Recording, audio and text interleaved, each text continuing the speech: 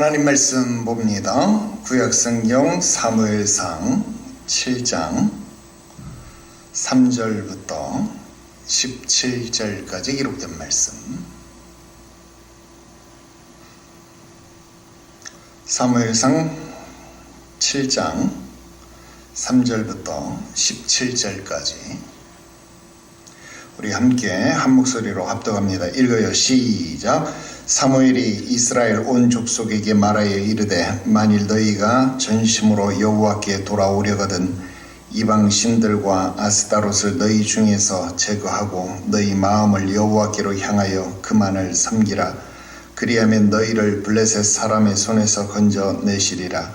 이에 이스라엘 자손이 바알들과 아스타롯을 제거하고 여호와만 섬기니라. 사무엘이 이르되 온 이스라엘은 미스바로 모이라. 내가 너희를 위하여 여호와께 기도하리라 하매 그들이 미스바에 모여 물을 길어 여호와 앞에 붓고 그날 종일 금식하고 거기에서 이르되 우리가 여호와께 범죄하였나이다 하니라. 사무엘이 미스바에서 이스라엘 자손을 다스리니라. 이스라엘 자손이 미스바에 모였다 함을 블레셋 사람들이 듣고 그들의 방백들이 이스라엘을 치러 올라온지라. 이스라엘 자손들이 듣고 블레셋 사람들을 두려워하여 이스라엘 자손이 사무엘에게 이르되 당신은 우리를 위하여 우리 하나님 여호와께 쉬지 말고 부르짖어 우리를 블레셋 사람들의 손에서 구원하시게 하소서 하니 사무엘이 젖먹는 어린 양 하나를 가져다가 온전한 번제를 여호와께 드리고 이스라엘을 위하여 여호와께 부르짖음에 여호와께서 응답하셨더라. 사무엘이 번제를 드릴 때에 블레셋 사람이 이스라엘과 싸우려고 가까이 오매 그날에 여호와께서 블레셋 사람에게 큰 우레를 발하여 그들을 어지럽게 하시니 그들이 이스라엘 앞에 패한지라. 이스라엘 사람들이 미스바에서 나가서 블레셋 사람들을 추격하여 백갈 아래에 이르기까지 쳤더라. 사무엘이 돌을 취하여 미스바와 센 사이에 세워 이르되 여호와께서 여기까지 우리를 도우셨다 하고 그 이름을 에베네셀이라 하니라. 이에 블레셋 사람들이 굴복하여 다시는 이스라엘의 지역 안에 들어오지 못하였으며 여호와의 손이 사무엘이 산 날 동안에 블레셋 사람을 막으심에 블레셋 사람들이 이스라엘에게서 빼앗았던 성읍이 에그론부터 가드까지 이스라엘에게 회복되니 이스라엘이 그 사방 지역을 블레셋 사람들의 손에서 도로 찾았고 또 이스라엘과 아모리 사람 사이에 평화가 있었더라. 사무엘이 사는 날 동안에 이스라엘을 다스렸으되 해마다 베델과 길갈과 미스바로 순회하여 그 모든 곳에서 이스라엘을 다스렸고 라마로 돌아왔으니 는 거기에 자기 집이 있음이니라. 거기서도 이스라엘을 다스렸으며 또 거기에 여호와를 위하여 제단을 쌓았더라. 아멘. 할렐루야. 오늘 계속해서 사무엘상 강의 24번째 시간이 되겠습니다. 오늘 말씀의 제목은 사무엘이 사는 날 동안에 이렇게 정했습니다. 7장은 정말 중요한 장이다. 그렇게 이야기를 해볼 수 있습니다. 왜냐하면 이 사무엘서에서 갖고 있는 7장의 역할이 중요하기 때문에 그렇습니다. 왜냐하면 이전의 기록이라고 하는 것은 엘리에 대한 기록이었고 또 그 이전의 사무엘에 대한 내용이라고 할지라도 그것은 유년 시절, 어린 시절의 사무엘에 대한 이야기일 뿐이다 라고 하는 겁니다. 그러나 7장부터는 이제 본격적으로 사무엘이 성인이 되어서 또 사사가 되어서 이스라엘을 어떻게 이끌어가는지에 대한 내용들이 수록되어지고 있다 하는 겁니다. 특히 7장은 이 사무엘이 이스라엘에 대해서 어떤 역할을 할 것인지에 대한 그 사역의 내용을 한마디로 한 장에서 규정해주고 있다라는 어떤 그런 가치를 가지고 있다라고 하는 겁니다. 그래서 이 7장이 갖는 위치는 굉장히 중요한 것이 되는데요.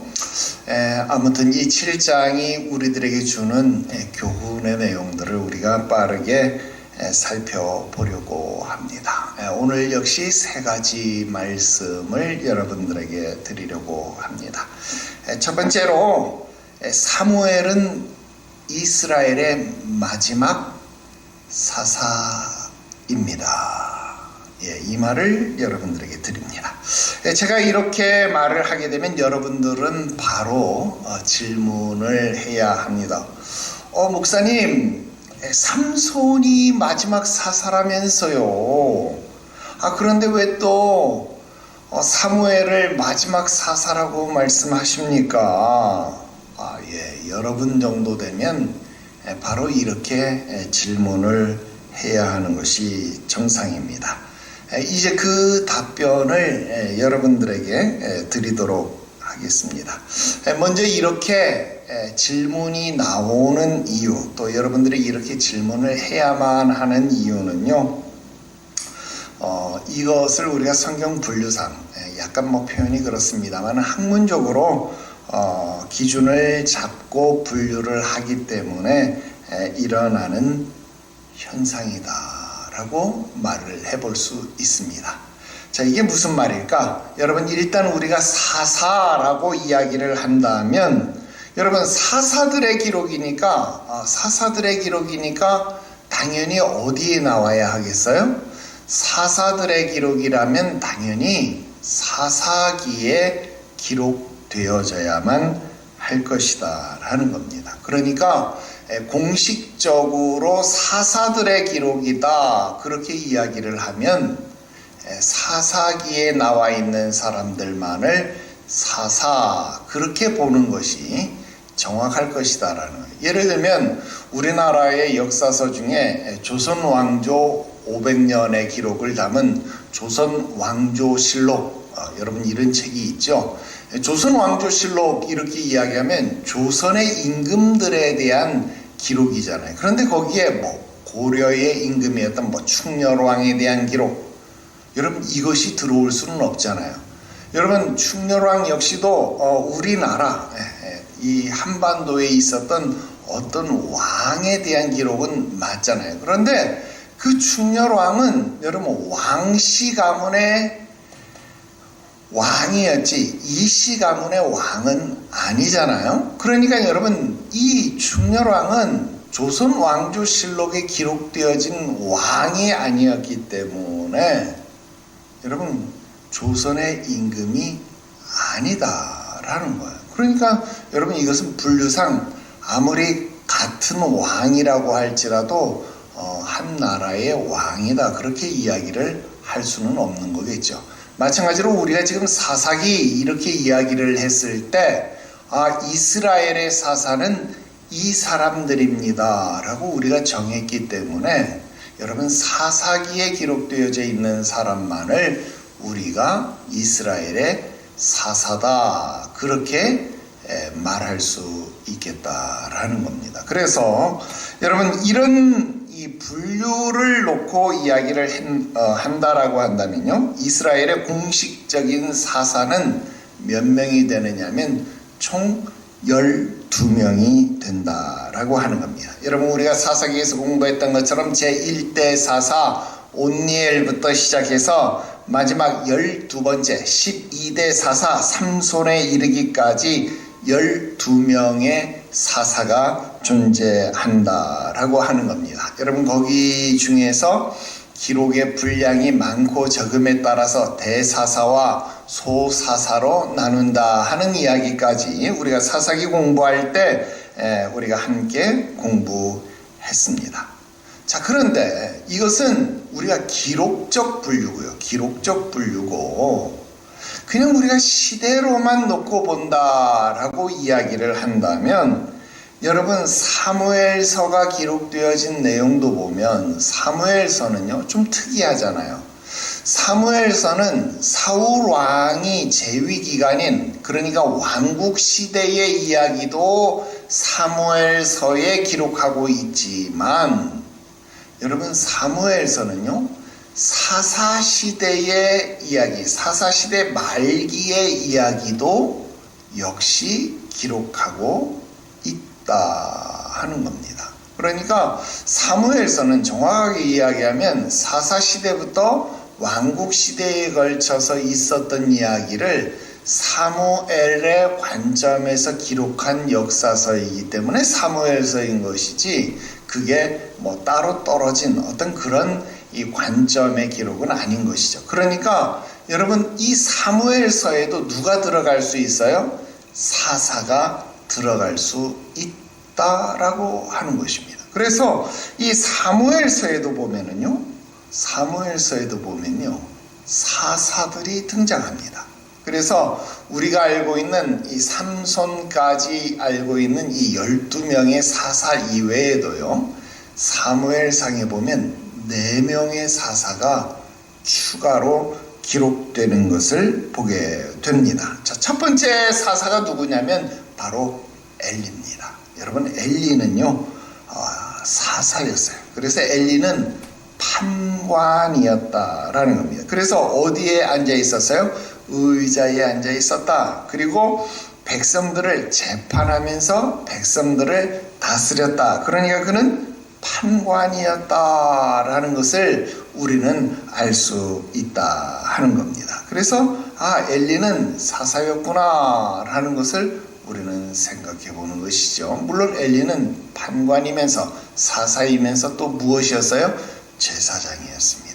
그래서 그를 우리가 제사장으로만 볼 것이냐, 판관으로, 사사로 볼 것이냐, 여러분 이런 의견이 있지만 그는 제사장이면서 사사이기도 했다라는 거예요. 그래서 우리가 기존에 알고 있었던 사사기에서 알고 있었던 이 그런 사사의 모습하고는 조금 다르지만 아무튼 엘리도 사사는 사사였다라는 것을 우리는 알 수 있습니다. 자, 그 다음 사무엘, 엘리를 이은 사무엘도 역시 사사였다라는 겁니다. 그 증거는 이제 보여드리겠습니다. 그리고 그 다음 시간, 우리가 다음 시간에 다시 언급하겠습니다만 8장에서 나오는데, 사무엘이요, 자기가 늙어서 사사의 일을 감당할 수 없을 때가 되어졌을 때 자기의 두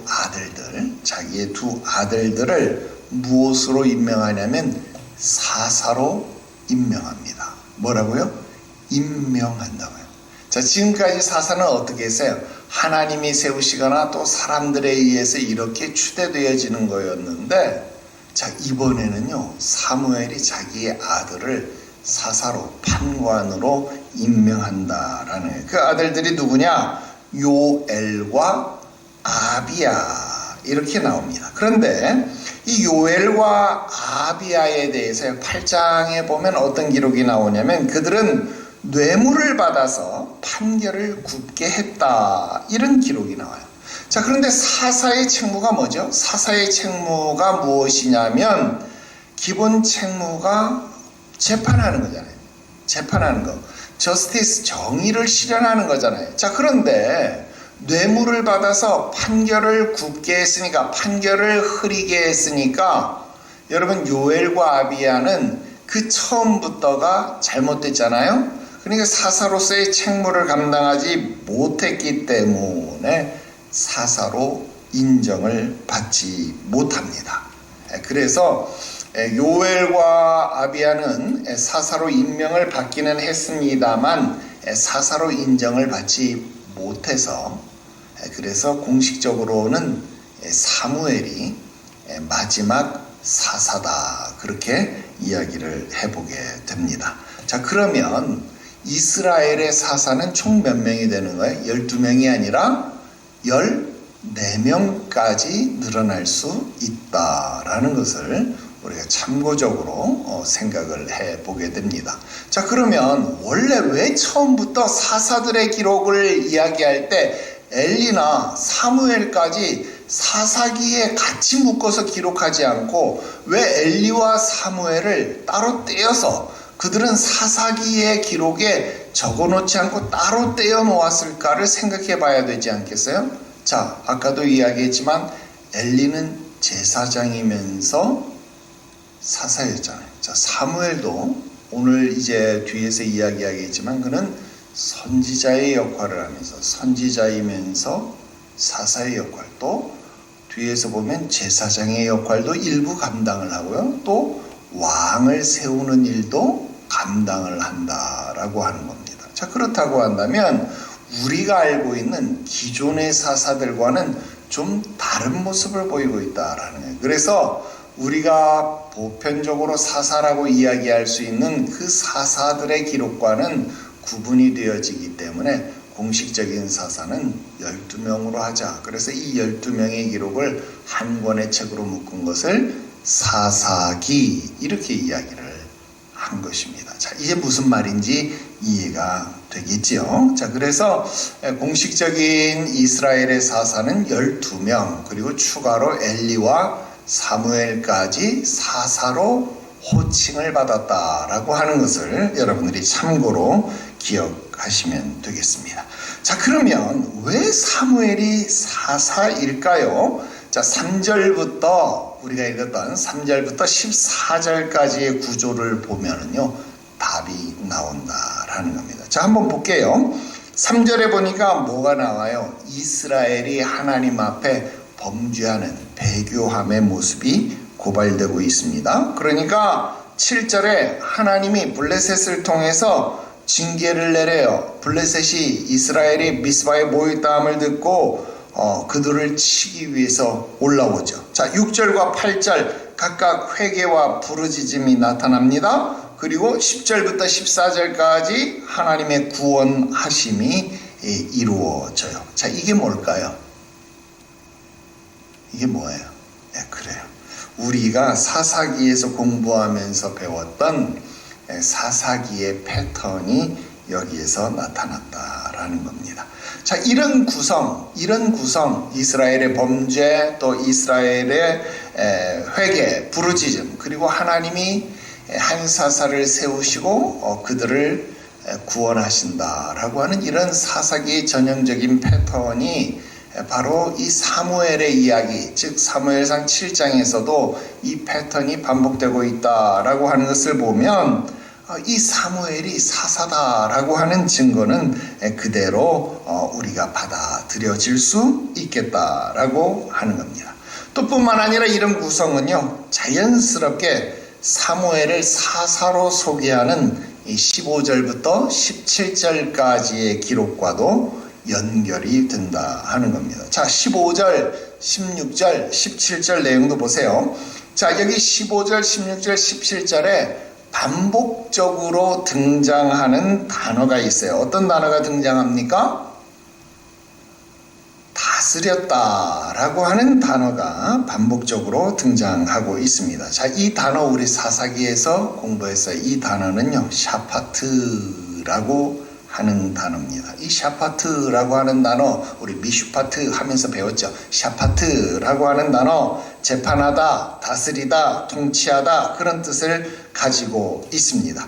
그래요. 이 단어가 바로 사사들을 가리키는 단어다라는 겁니다. 그러니까 사무엘은 사사다라고 자연스럽게 연결이 되고 있다 하는 것입니다. 자, 15절 말씀에 사무엘이 사는 날 동안에, 이것도 어때요?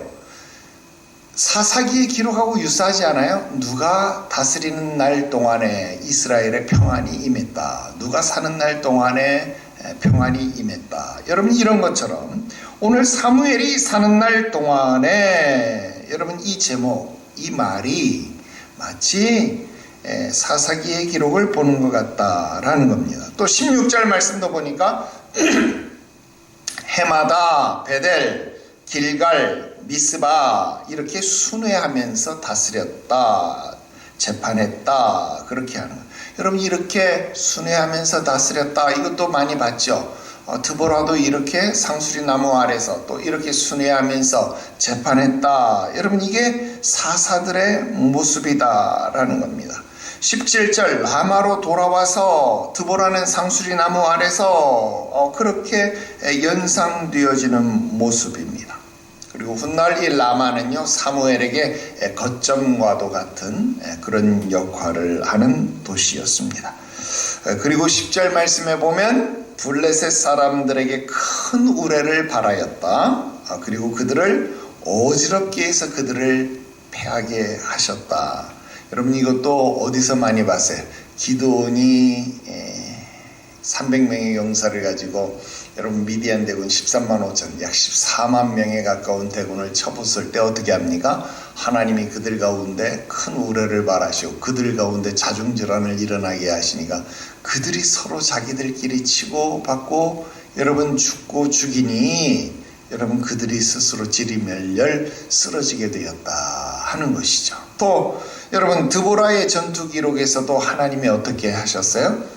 큰 우레를 바라셨다. 또 시스라의 기록에서도 보면 여러분 어때요?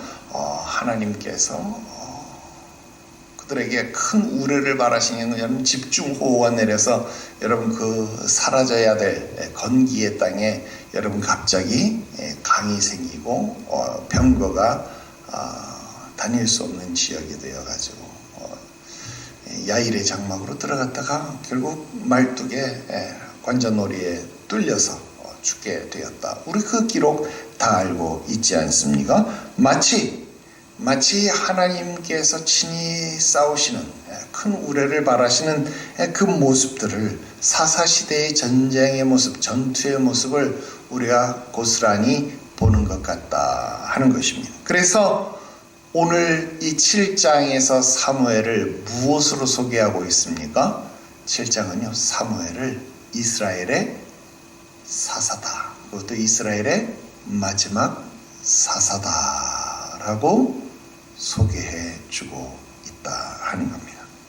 그 다음 두 번째로 사무엘은 이스라엘을 위한 사사였을 뿐만 아니라 사무엘은 이스라엘을 위한 선지자였다라고 하는 것입니다. 여러분 사무엘이 이스라엘을 위한 선지자로 세움을 받았다라고 하는 것은요 이미 3장에서부터 증명이 되었습니다. 3장 19절 말씀 한번 볼까요? 3장 19절 자 3장 19절 사무엘이 자라매 여호와께서 그와 함께 계셔서 그의 말이 하나도 땅에 떨어지지 않게 하시니 그랬습니다.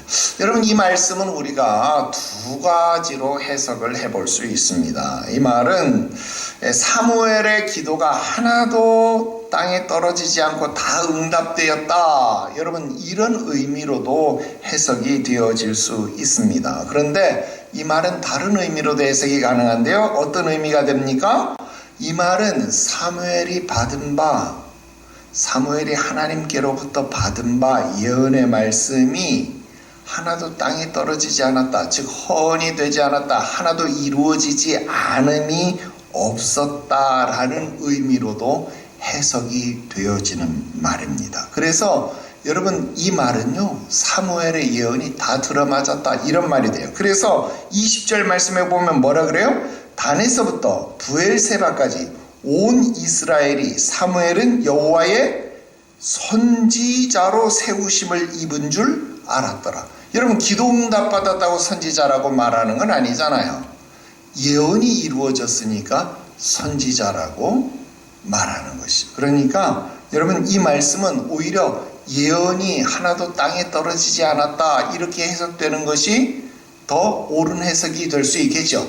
그러니까 여러분 기도 응답뿐만 아니라 그의 행하는 예언이 하나도 땅에 떨어지지 아니하고 다 이루어졌기 때문에 그는 단에서부터 부엘세바까지 즉 전 이스라엘 영토에서 그는 하나님의 선지자로 세우심 입은 줄을 알게 되어졌다라는 겁니다. 자 그리고 21절 말씀해 보니까 또 뭐라 그래요? 여호와께서 실로에서 다시 나타나시되 여호와께서 실로에서 여호와의 말씀으로 사무엘에게 자기를 나타내시니라. 여러분 하나님의 말씀이 희귀한 시대였잖아요.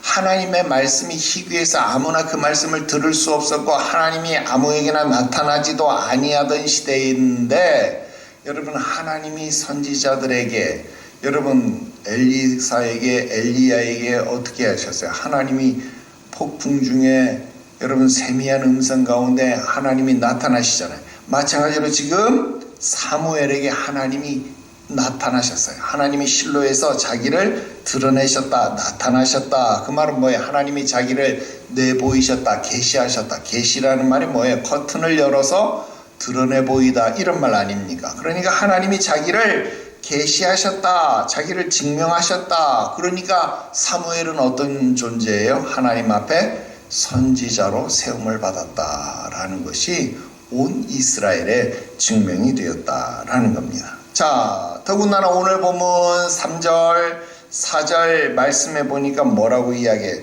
여러분, 사사기에서 주로 한 선지자가 일어나서 이스라엘의 죄악, 또 엘리의 죄악을 지적했던 것처럼 지금 누가, 사무엘이 일어나서 누구의 죄악을, 이스라엘의 죄악을 지적하고 있다 하는 거예요. 그것과 똑같다라는 거예요. 그리고 5절부터 9절까지의 모습은 마치 어떤 모습을 보여줘요? 여러 선지자들을 연상하게 한다 하는 겁니다. 여러분 5절 6절 말씀 보십시오. 5절 6절 말씀의 모습은요, 마치 엘리야의 갈멜산 전투를 연상짓게 한다 하는 겁니다.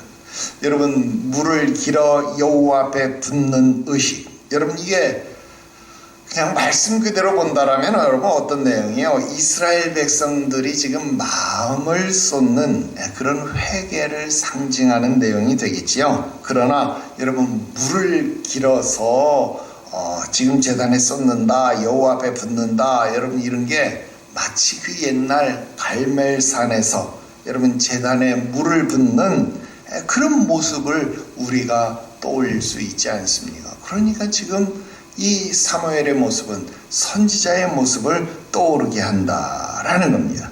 또 뿐만 아니라 8절, 13절, 14절 이 모습의 기록들은 어때요? 그 옛날 이스라엘의 병거와 마병이요 그렇게 불렸던 엘리사의 모습을 기억하게 한다 하는 겁니다. 어떻게 해요? 사무엘이 사는 날 동안에 하나님이 이스라엘을 지키셨다는, 어떻게 블레셋 사람들을 막으셨다. 어떻게 사무엘이 사는 날 동안에 하나님의 손으로 이스라엘을 지키셨다는, 블레셋 사람들을 막으셨다라는 겁니다. 또 12절 말씀에 미스바와 센 사이에 돌을 세우고 그 돌을 에벤에셀이다 그렇게 불렀어요. 여러분 이건 마치 뭘 생각나게 합니까? 요단강을 건너면서 요단강 이 한가운데서 돌들을 가져다가 여러분 돌 무더기를 쌓고 거기에 돌탑을 쌓고 여러분 뭘 했어요? 이 탑을 쌓아가지고 그것을 후세에 남기는 그 기록을 우리는 보면서 여러분 모세의 영도력, 여호수아의 역할을 섞어놓은 듯한 그런 모습을 보게 된다 하는 것입니다. 결국 여러분 이 말도 무슨 말입니까? 이것 역시 선지자로서 사무엘의 위상이 얼마나 컸는가 하는 것을 우리들에게 보여주는 것이다라는 거예요. 여러분 이게 지금은 단순히 이런 선언적 역할이지만요, 이제 이 뒤로 보면 여러분 어떤 일들이 일어납니까?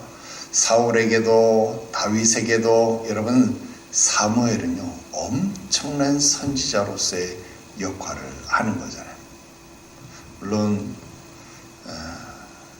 사무엘이 있어서 그 음성을 전달해 줄 때는 정말 좋았죠. 그러나 사무엘이 나중에 죽었을 때 그 음성을 발할 수 없을 때 사울은 어떻게 합니까? 엘루마 박수무당을 찾아가서라도 그의 음성을 듣기를 원했다.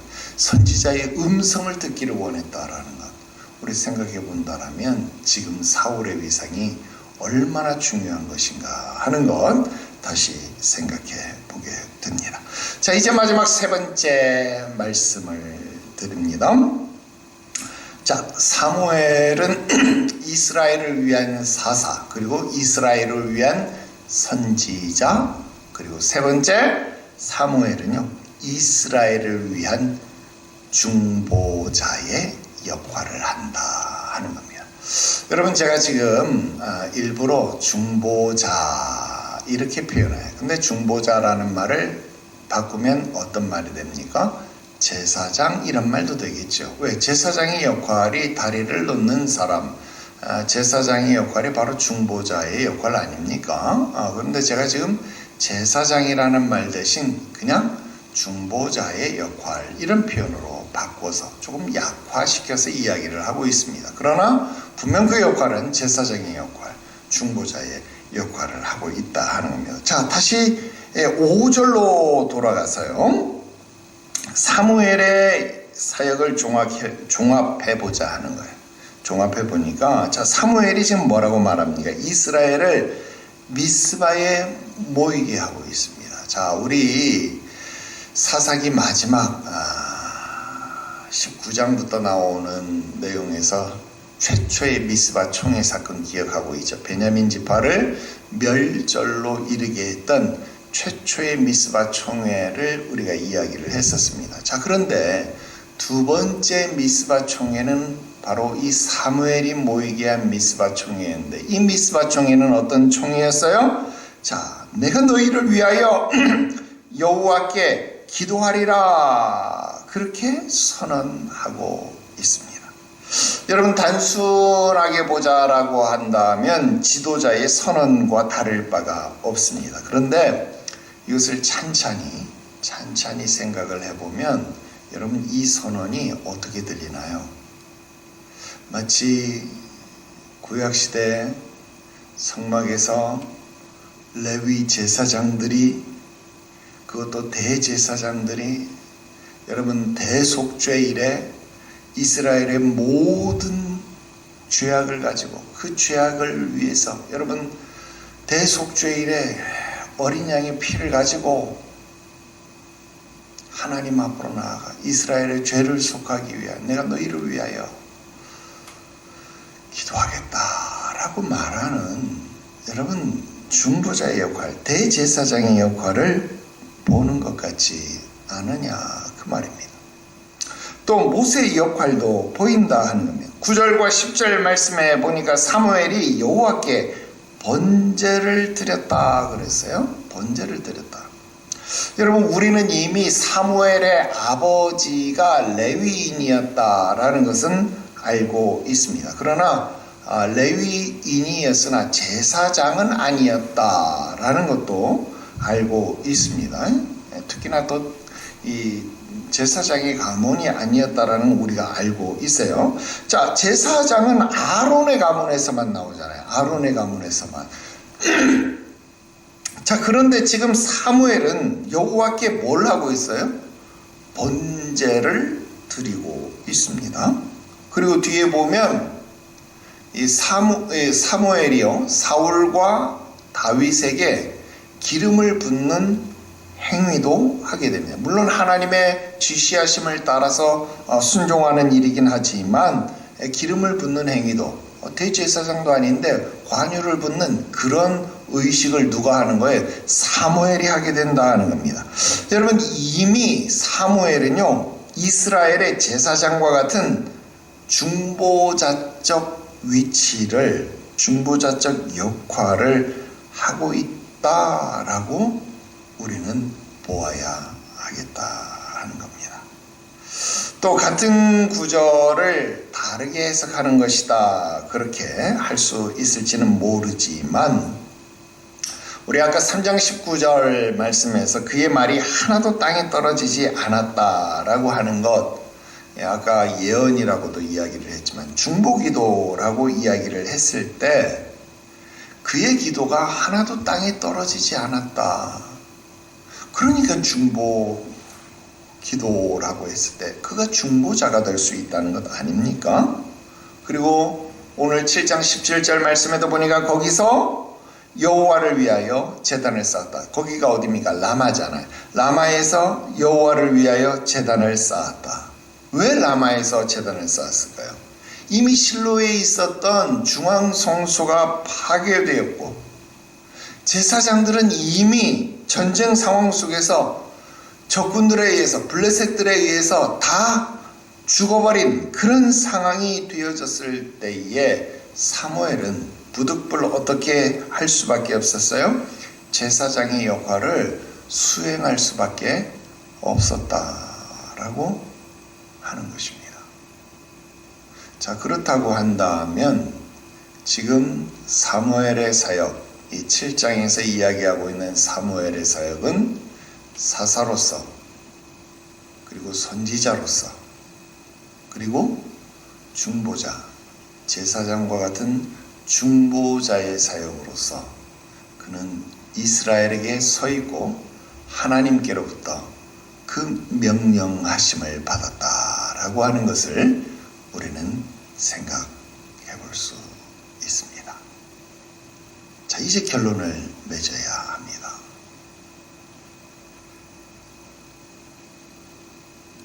이스라엘에게 한 지도자가 일어났습니다. 그는 이 혼란한 정국 가운데에 이스라엘을 일으키고 또 미스바 총회로 사람들을 모아서 하나님께 영적 각성 운동을 일으킨, 회개하도록 영적 각성을 일으킨 사람이 되었다라는 겁니다. 여러분, 지금 우리나라에도 이런 지도자가 필요합니다. 정말 이 일을 위해서 기도해야 될 때다라는 겁니다. 여러분, 이스라엘의 승리가 어디에 달려 있습니까? 군사들의 많고 적음에요? 천만의 말씀이요.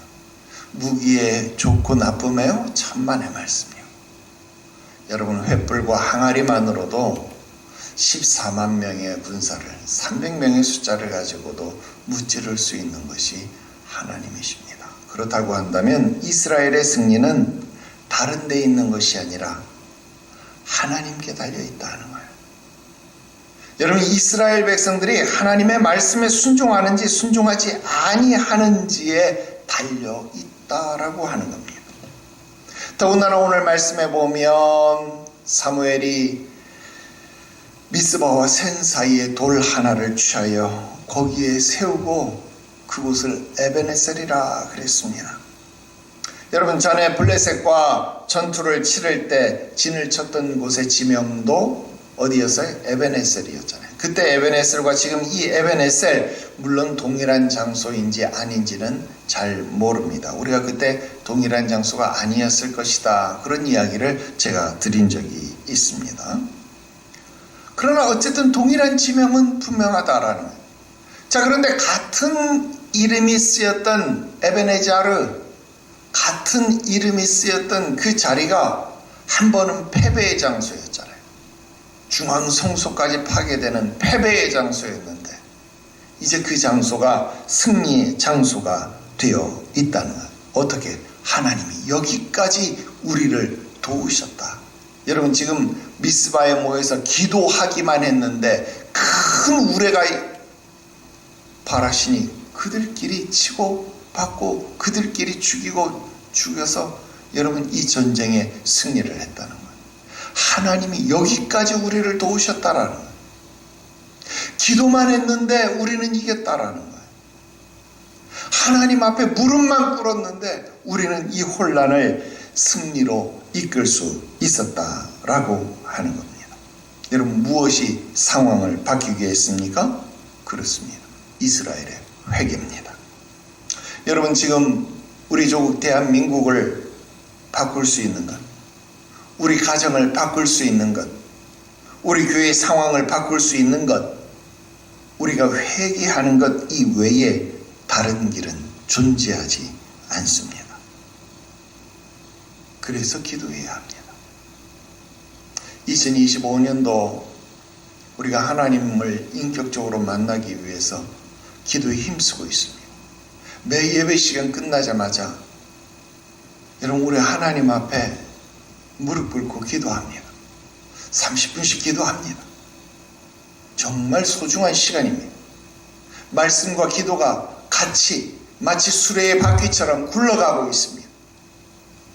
그렇게 계속할 때에 하나님께서 말씀을 따라 역사하시고 여러분들의 가정을, 우리의 교회를, 이 나라, 이 백성을 변화시키는 것 여러분들이 온전히 믿으시기를 바랍니다. 13절 14절 블레셋과의 전투 이후에 주어진 축복을 기록하고 있습니다. 사무엘이 사는 날 동안에 블레셋 사람을 막으심에 그랬어요. 여러분, 지도자의 중요성, 주의 종의 중요성이 드러나는 대목이다라는 것입니다. 여러분, 우리는 사사기에서 기드온의 아들 아비멜렉의 교훈을 살펴보았습니다. 한 사람의 지도자가 잘못 세워졌을 때 나라가 얼마나 혼란스러울 수 있는지, 교회가 어떻게 회파되어질 수 있는지, 가정이 어떻게 무너질 수 있는지 우리는 삼가 주의해야 합니다. 반대로 14절 말씀해 보니까 빼앗긴 영토를 회복하고 평화를 누렸다 그랬습니다. 여러분, 한 사람의 지도자가 제대로 세워졌을 때 나라가 얼마나 부강할 수 있는지, 교회가 어떻게 반석 위에 설 수 있는지, 가정이 어떻게 화목을 누릴 수 있는지 우리는 깨달아야 합니다. 여러분, 사사시대 말기 그 어두웠던 상황 속에서 이스라엘을 이끈 위대한 지도자가 바로 사무엘이었습니다. 사사기는 이처럼 진정한 왕이 없어서 각 사람이 자기 소견에 좋은 대로 행하던 그런 시대였습니다. 그런 무질서, 그런 혼란의 시대가 엘리 시대까지 이어졌다는 거예요. 사무엘서는요, 그런 상황 속에서 불임한 한 여성 한나에게 한 아들이 태어날 것을 통해서 희망을 보여주었습니다. 하나님 그 암흑과 같은 시대에 사무엘이라고 하는 한 사람을 준비시켰더라 하는 겁니다. 오늘날에도 하나님은 사람을 준비시키시고 사용하신다라는 겁니다. 사무엘은 기도의 사람이고 말씀의 사람이었습니다. 바로 저와 여러분 같은 사람이며 너희는 택하신 족속이요 왕과 같은 제사장들이요 거룩한 나라요 그의 소유된 백성이라고 성경은 말씀하고 있습니다. 바로 여러분들을 통해서 여러분들의 가정이 불이 밝혀져야 합니다. 바로 여러분들을 통해서 교회와 나라와 민족이 일깨워지고 미스바로 모이게 되는 영적 각성 운동이 일어나야 합니다. 그래야 우리를 향하신 영적 사무엘의 사명이 이루어지고 우리를 통해서 하나님의 손이 막으심에 블레셋 사람들의 손에서 이스라엘을 지키시고 잃어버린 땅을 회복시키시고 그 땅에 평화가 있었더라. 여러분, 이 일이 여러분 가정에, 우리 교회에, 이 나라 이 백성에게 이루어지는 복된 일들이 되시기를 주 예수의 이름으로 축원합니다. 기도합시다. 거룩하신 하나님 아버지, 은혜와 사랑의 역사를 감사합니다. 한 일꾼을 세우셔서 그 일꾼을 통하여 하나님의 일 이루어 가심을 보았습니다. 오늘도 아무 자격 없는 우리들을 하나님의 일꾼 삼아 주시고 이와 같이 우리를 부르셔서 일당백의 용사로 사용하시는 것을 감사합니다. 우리를 주의 300용사로 부르셨사오니 우리를 통하여 이 땅을 회복하여 주시옵시고 우리 가정을 새롭게 하여 주시옵시고 우리 교회와 이 나라 이 백성을 온전하게 하여 주시옵소서. 맡겨진 사명을 이루게 하시고 이 나라 이 백성을 일깨울 수 있는 영적 각성을 일으키게 하시옵소서.